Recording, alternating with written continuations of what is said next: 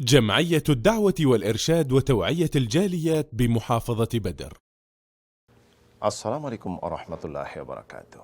الحمد لله والصلاة والسلام على رسول الله وعلى آله وصحبه ومن والاه وبعد। সুপ্রিয় দর্শক ও শ্রোতা বন্ধুগণ, অনেক দিনই ভাই এবং বোনেরা প্রশ্ন করে থাকেন একটা বিষয় নিয়ে, সেটি হলো খারাপ জিন শয়তান থেকে মুক্ত থাকতে পারতেছেন না, বিভিন্নভাবে ডিস্টার্ব করতেছে, ভয়ভীতি দেখাচ্ছে, কুমন্ত্রণা দিচ্ছে। এত জিকির আজকার পড়ে আমল করে শয়ন করেন, তারপরও দুঃস্বপ্ন, বোবা জিন, খারাপ স্বপ্ন অনেক কিছু দেখেন এবং ভয় পান। এ থেকে মুক্ত হওয়ার উপায় বাকি। মুক্ত হওয়ার উপায় সম্পর্কে কয়েকটি আমল বলবো, তার মাঝে অতি গুরুত্বপূর্ণ একটি আমল বলবো। এই আমলটি যদি করতে পারেন তাহলে সার্বিকভাবে খারাপ জিন শয়তান অন্য অন্য যত দুষ্কৃতকারী জিনিস রয়েছে সব থেকে আপনি মুক্তি পাবেন ইনশাআল্লাহ।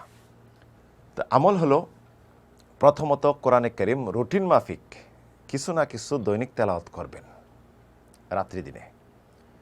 দ্বিতীয়, সূরা বাকারা যদি তেলাওয়াত করেন শয়তান কাছে আসবে না। তৃতীয়, আয়াতুল কুরসি, যখন ঘুমাইতে যাবেন আয়াতুল কুরসি পড়বেন, সকাল সন্ধ্যায় আয়াতুল কুরসি পড়বেন, 5 ওয়াক্ত সালাত ফরজ সালাতের সালাম ফেরানোর পর আয়াতুল কুরসি।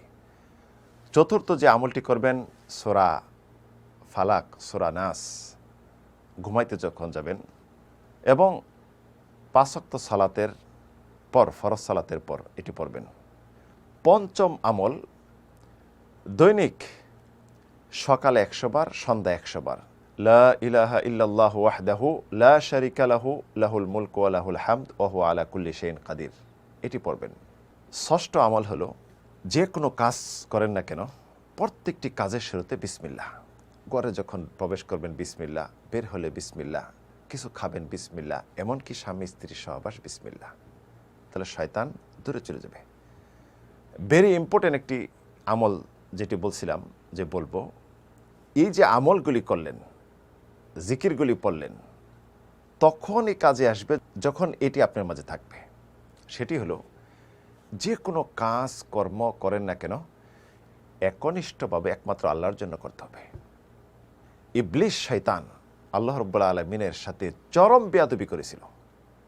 আদম আলাইহিস সালামকে যখন বানাইলেন, রূহ দিলেন, সকল ফেরেশতা সিজদা অবনত হয়ে গেল, ইবলিস করল না। আল্লাহ রাব্বুল আলামিন তাকে লানতপ্রাপ্ত, অভিশপ্ত, চিরস্থায়ী জাহান্নামী, পথভ্রষ্ট করে দিলেন। আল্লাহ রাব্বুল আলামিনের কাছে কিয়ামত পর্যন্ত অবকাশ চাইলেন, আল্লাহ দিলেন। পরবর্তী ইবলিস লানাতুল্লাহ আল্লাহর জাত সত্তার কসম করে বলেছিল, আল্লাহ আমি আপনার সকল বান্দাকে পথভ্রষ্ট করব, একা জাহান্নামী হব না, তাদেরকেও পথভ্রষ্ট করে জাহান্নামে নিয়ে যাব।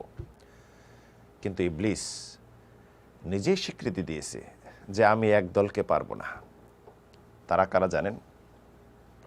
ইবলিস বলল, ক্বালা ফাবিইজ্জাতিকা লা আগফিআন্নাহুম আজমাইন, হে আল্লাহ আপনার জাত সত্তার কসম খেয়ে বলছি আমি সকলকে পথভ্রষ্ট করব, ইল্লা ইবাদাকা মিনহুমুল মুখলাসিন, কিন্তু আপনার বান্দা যারা একনিষ্ঠভাবে একমাত্র আপনার জন্যই ইবাদত বন্দিগি পৃথিবীতে যা করে আপনার জন্যই করে একনিষ্ঠভাবে, তাদেরকে পারবো না। তাহলে এই আয়াত দ্বারা স্পষ্ট, আল ইখলাস খালাস মিনাশ শাইতান, ইখলাস একনিষ্ঠতা থাকে আপনার কাজে কর্মে, তাহলে শয়তান থেকে আপনি বেঁচে যাবেন।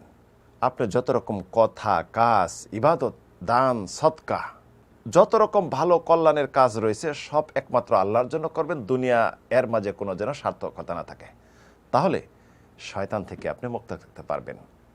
আসুন আজকে যে আমলগুলি আমরা বললাম সে আমলগুলি আমরা দৈনিক করি, বিশেষ করে এই আমলটি যেন বেশি বেশি করি এবং অন্তরে যেন প্রত্যেকটি কাজে একনিষ্ঠতা নিয়ে আসি, তাহলে আমরা ইনশাআল্লাহ ইবলিস শয়তান থেকে বাঁচতে পারবো।